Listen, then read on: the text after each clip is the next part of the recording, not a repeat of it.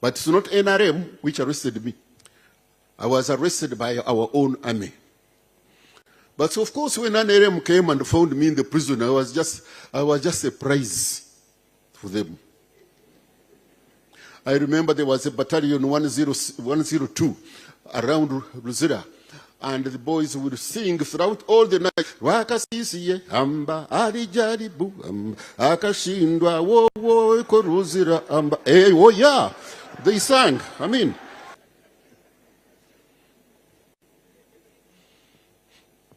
I can testify that there isn't a single minister, including ministers of defense or of internal affairs, who ever went to Luweero Triangle. None. Not even an army commander. But Rwakasisi.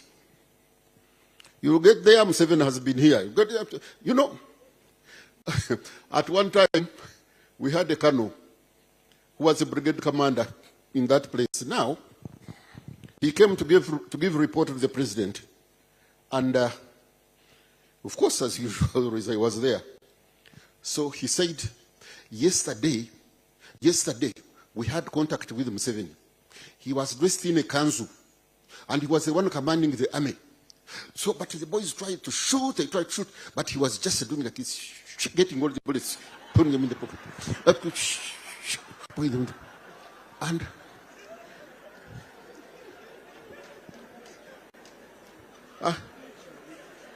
And I looked at the colonel. I mean, so the president just looked at him, and then from there he stood up and said, Naomba kuendelea. The president said, you go ahead. He went out. I told the president, I said, if I was the president, this man would leave this room a private.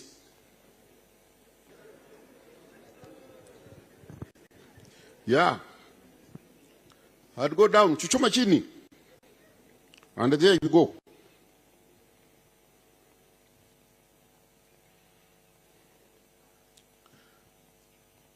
Let me tell you, these people were in the bush, and I faithfully hunted them down. A man who was saluted by generals, and now I was ordered by the privates, Ewewe, kachini, I would go down.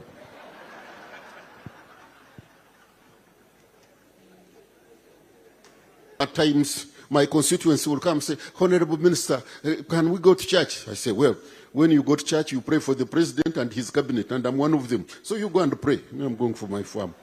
Finish, end of the story. I was hated as much as I was loved.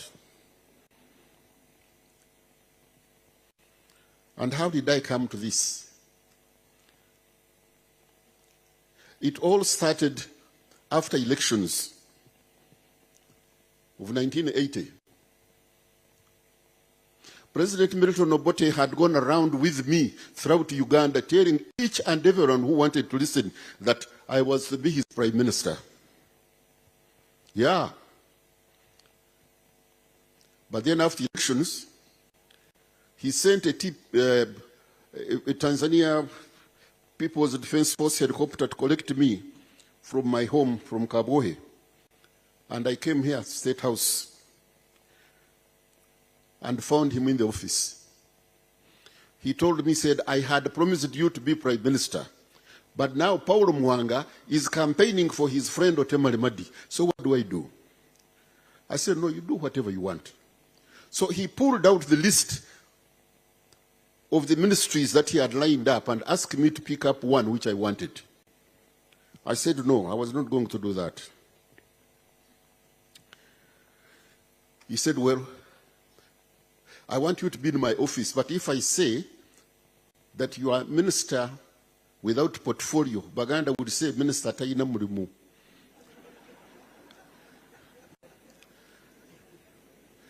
And if I say you are minister for presidency, people will think you are there to run my errands. And yet if I say you are Minister of State, people will think you are a junior minister. So what do I do? I said, do anything you want, Your Excellency. And he coined the ministry, State Minister, Office of the President, not Minister of State. office of the president, but state minister, office of the president,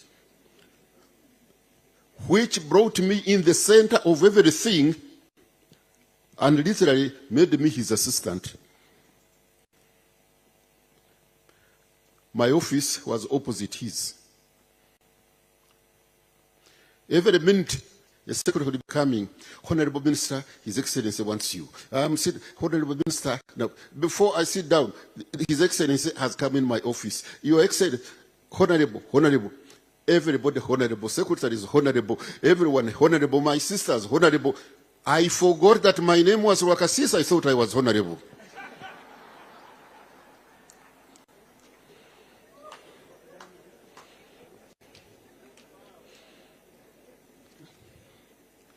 And oh yes,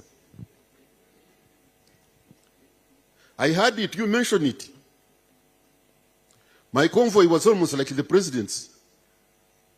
You know, these days when I see these people who move with convoys, you know, pushing me from the road, well,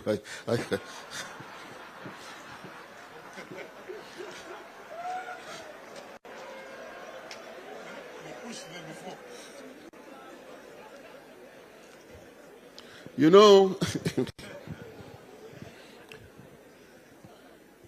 there is a story in Nyankole. There is the banana plantation. It has got leaves, you know, but there is this leaf, the first one, which is all complete, not torn. So when the wind was blowing, those who know those who know the language of the leaves, they had it saying,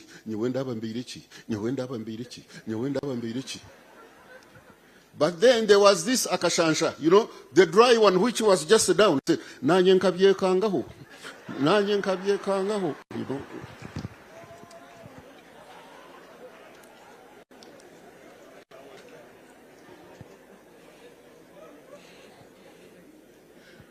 Oh yes, it was that. And in that one, I grew big and big and big and bigger. But of all things, I forgot God. You know, at times, my constituents will come and say, Honorable Minister, can we go to church? I say, well, when you go to church, you pray for the president and his cabinet, and I'm one of them. So you go and pray. I'm going for my farm. Finish, end of the story. But let me tell you, time came. Oh yes, time came. When I saw all these glories and parts, you know, all just breaking down like a house of cards. Oh yeah.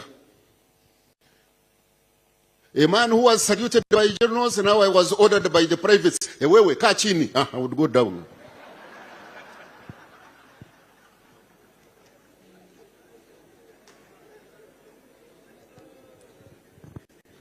Yeah. I'd go down. Chuchuma chini. And there you go.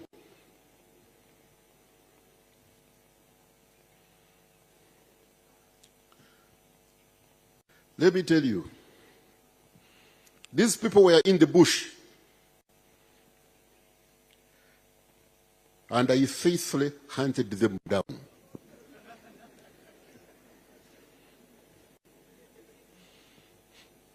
I can testify that there isn't a single minister, including ministers of defense or of internal affairs, who ever went to Luweero Triangle. None. Not even an army commander. But Rwakasisi. You get there, Museveni has been here. You know, at one time, we had a colonel who was a brigade commander in that place. Now, he came to give report to the president. And, of course, as usual, I was there. So he said, yesterday, we had contact with Museveni. He was dressed in a kanzu, and he was the one commanding the army. So, but the boys tried to shoot, but he was just doing like this, getting all the bullets, putting them in the pocket. And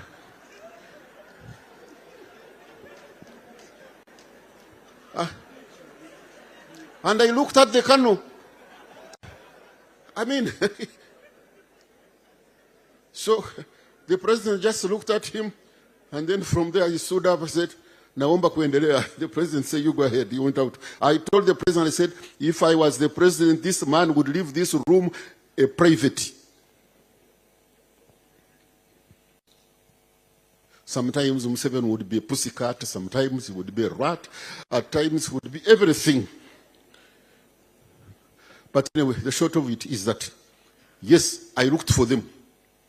Even when they crossed to the west at Rwenzori,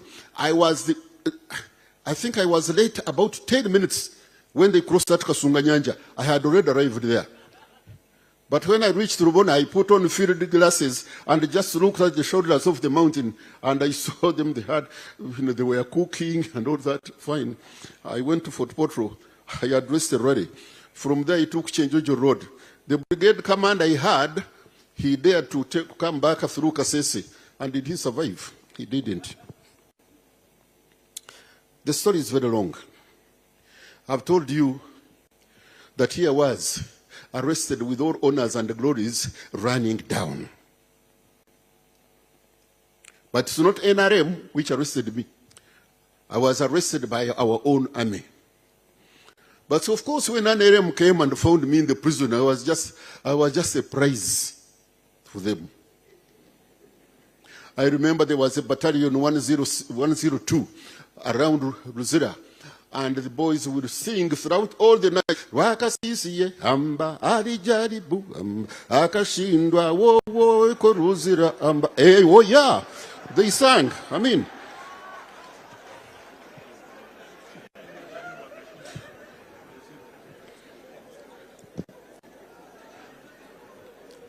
they sang through the night.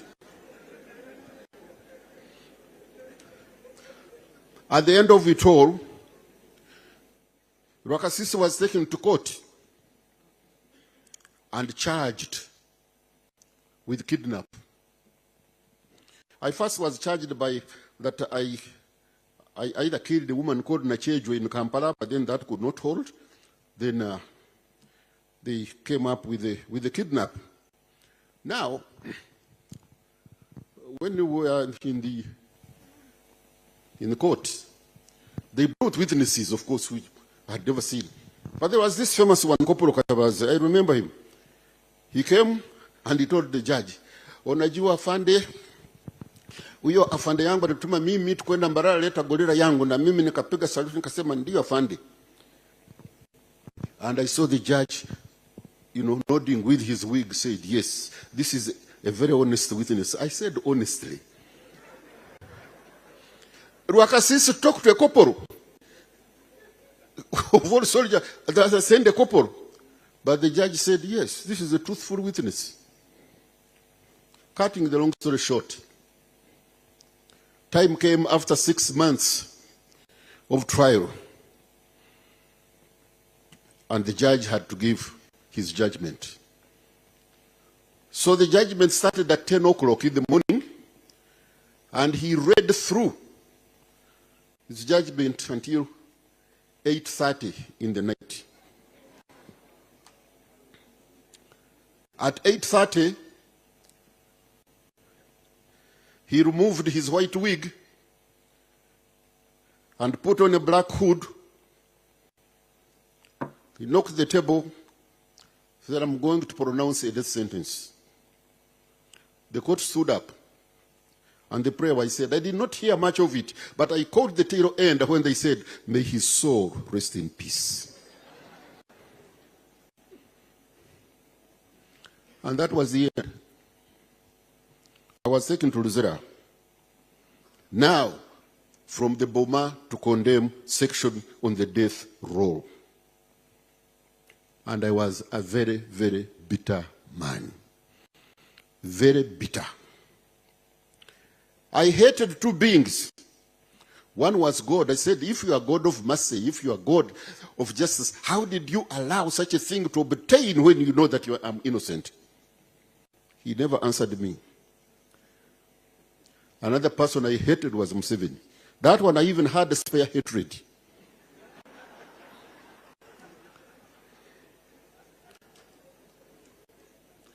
We had known each other in our youth. When he came from Dar es Salaam, he was brought in my office. You know, I was his boss. So don't you worry.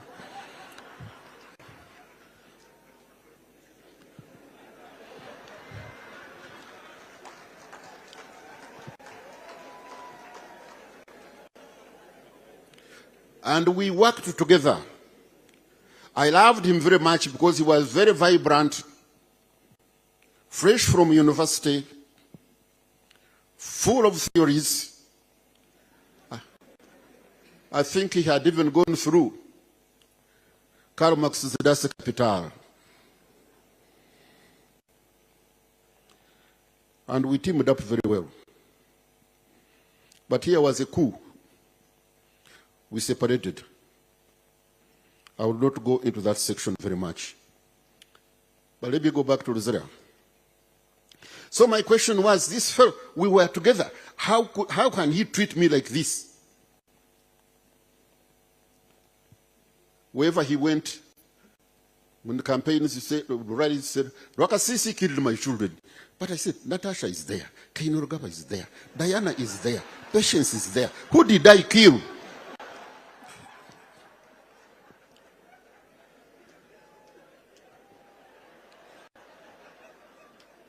No.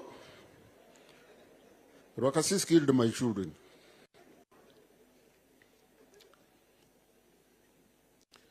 And I hated Museveni. After I was condemned, after 3 months, the OC called me in his office and said, I'm very sorry, but I've received orders from above to take you to isolation. Now, isolation, Luzera has got, it's a maximum security complex. There is what they call Boma. Then you have got condemn, where you keep the condemned prisoners. Then in condemn there is isolation. So that means I was to go in a prison of a prison in a prison.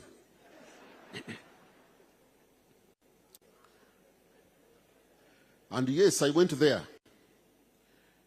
And my bitterness even increased now.